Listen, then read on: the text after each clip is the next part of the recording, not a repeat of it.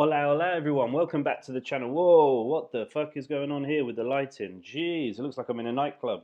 Hang on a minute, let me sort this out.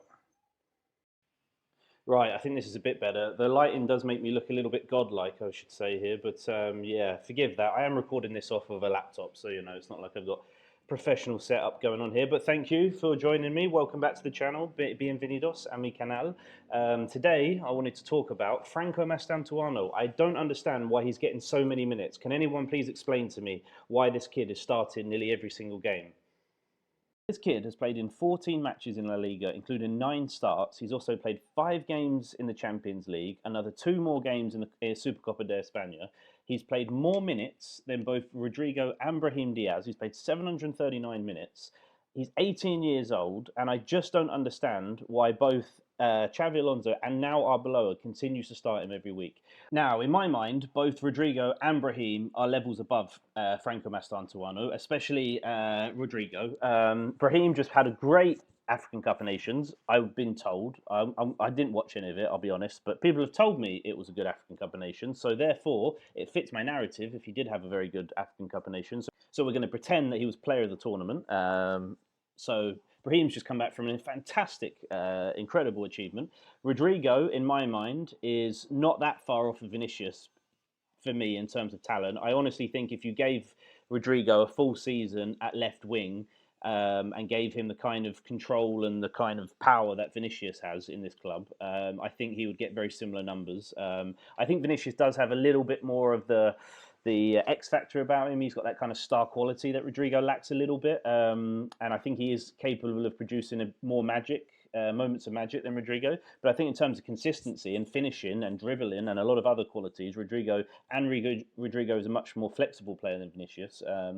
So yeah, I don't see that much difference, to be honest, in terms of their level. We recently played a 2-1 victory against Rayo, in which I thought he had a pretty poor game. He didn't really offer much, and I just want to ask the question: does anyone else see what I'm missing with Franco? Now, I like Franco. I think he's for 18 years old, he has some really good qualities about him.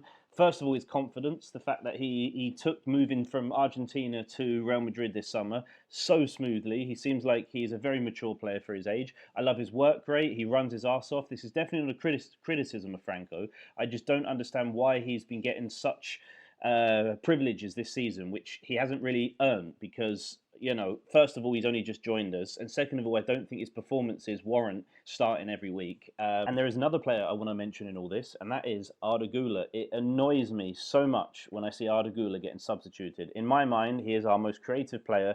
He's the one we should be building this team around. He's such a talented player.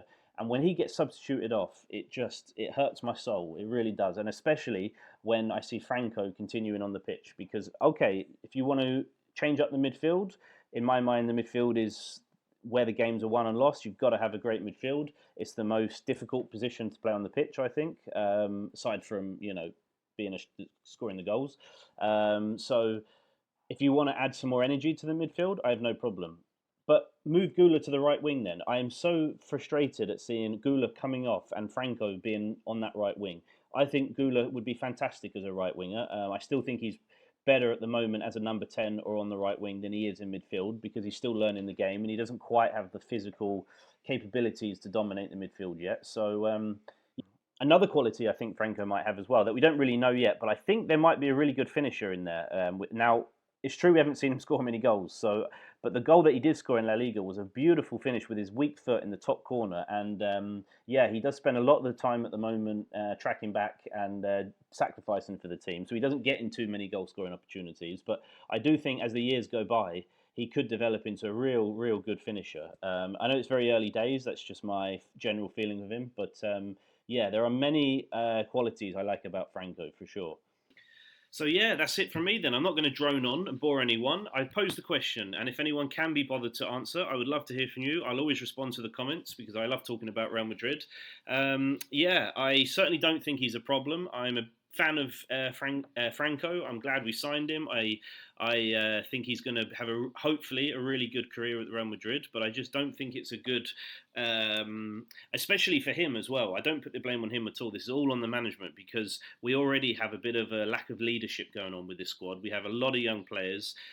We've lost a lot of our leaders over the last few seasons, and I don't think it helps when you've put an 18-year-old so often into the starting lineup because the few players that we do have with experience in this squad, it's very difficult for them to be leaders and to be captains in the dressing room if they're not even playing, you know. So yeah, we do have a bit of an imbalance, I think, in this team at the moment with a lot of young players, a lot of young superstars, but not a lot of leaders. And I think young players, one of the problems they have is perspective. And when things are not going well, they all start blaming each other. And sometimes you need a few guys that have been there for a while. So yeah, that's enough for me then. Thanks for watching, everyone. See you on the next one.